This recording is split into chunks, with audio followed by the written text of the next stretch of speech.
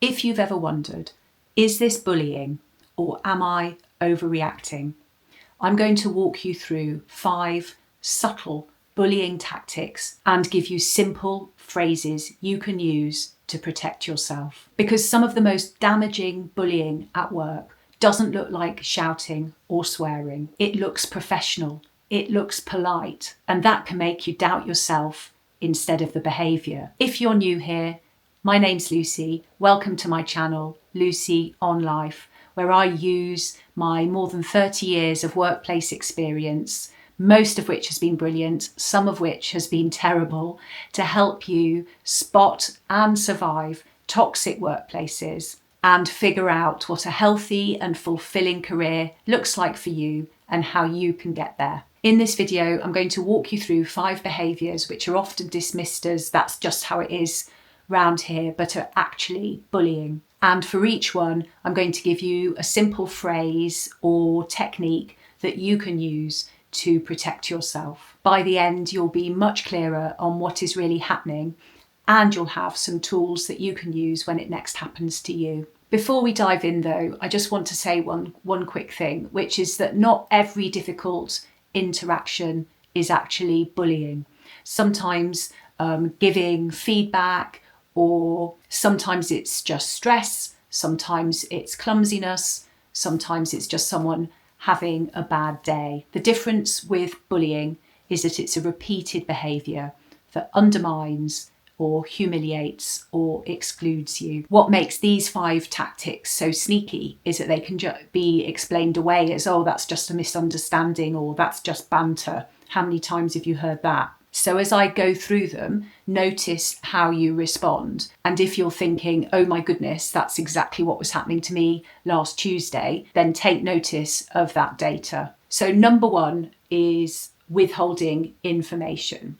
So what this looks like is, oh, what, you didn't get that email? Or, I'm sorry, I thought you were already in the loop. Now, once or twice, that's life. Obviously, people can be missed off an email. People can not read an email they were sent. But when it becomes a pattern, it's a form of control. You're left out of key emails. You find out about changes when it's already too late. Everyone else seems to know what's going on, and you're always on the back foot. You look flaky or incompetent when actually you've not been given the information that you needed. That's not an accident. That's power being misused. So one move you could use to protect yourself here is to bring everything out into the light. A phrase you can use, which I've got written here, is, so I can do my job properly, I'd like to agree where key information will be shared.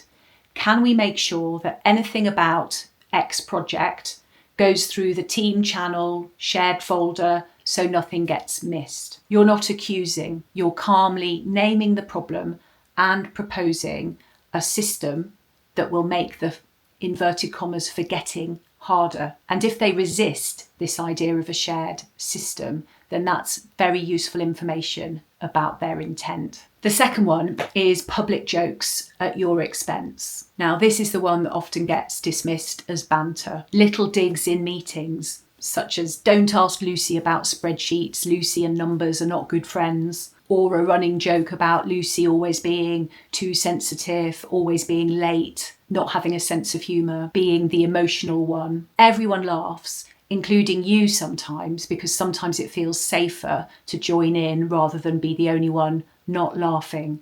But you feel humiliated. You walk away feeling smaller, feeling a bit less credible. A joke that only works because one person is always the punchline is not neutral. One protective phrase here is to step out of the joke. You might say after the meeting or in the moment, if you can, when you joke about me being X, whatever it is, in front of the team, it makes it harder for people to take my work seriously. I'm not okay with that being a running joke. Short, clear, no debate about whether you can take a joke. You're talking about the impact on your work. If they reply with, oh, can't you take a joke? Then you can add, oh, I'm all for having a laugh, I'm all for humour, but not when it undermines my credibility. You've drawn a line without having to justify your feelings. Number 3, constant last-minute deadline changes. The person who always moves the finish line. You deliver what's been agreed on time, and all of a sudden the brief has changed. The boss sits on the information for days,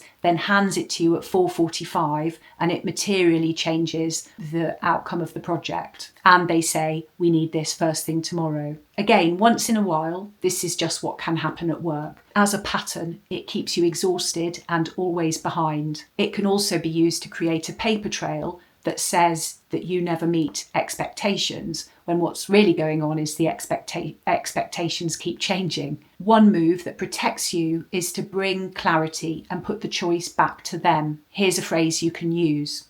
Right now, I have A and B due by Friday, based on what we agreed.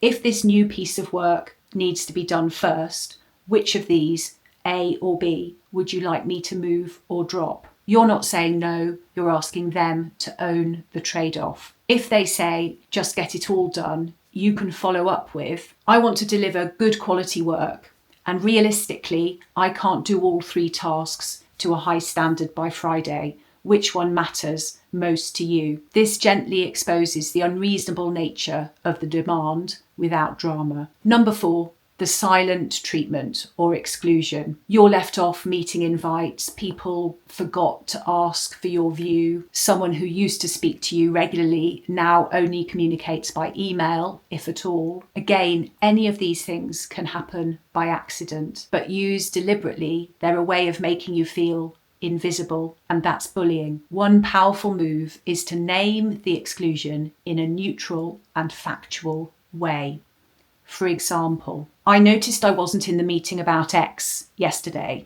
As it affects my work on Y, could you include me in future conversations on that topic? If it keeps happening, you can gently raise the pattern. I've noticed over the last month I've been left out of several discussions that directly affect my role. Is there a reason for that I'm not aware of? You're not begging to be included. What you're saying is, I see this. I'm not going to quietly disappear. And if you can, balance this by actively engaging with other and different networks across the organisation.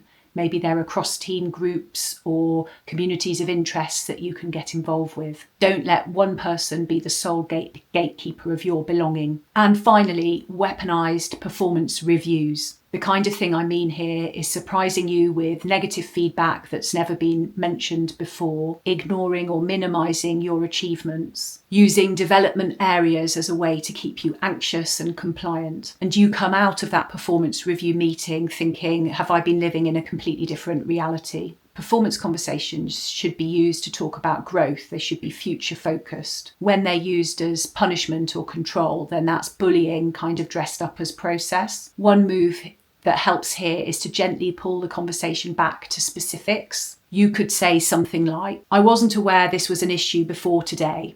Can we look at specific examples and agree what good would look like over the next 3 months so I can work towards it? If they're vague, continue with the request and build on it. To make sure I improve in the way you're asking, I'd really benefit from 1 or 2 concrete examples and a clear target.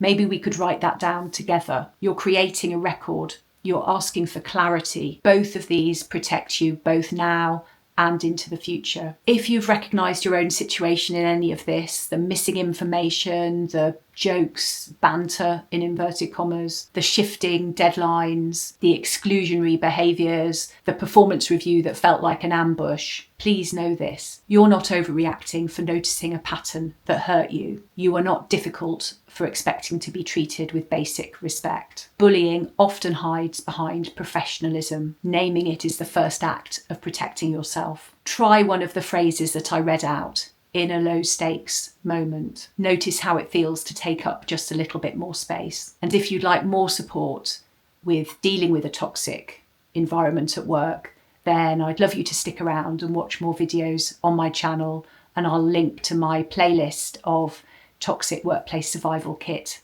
below. Thank you so much for watching. Don't hesitate to like and subscribe, and see you next time.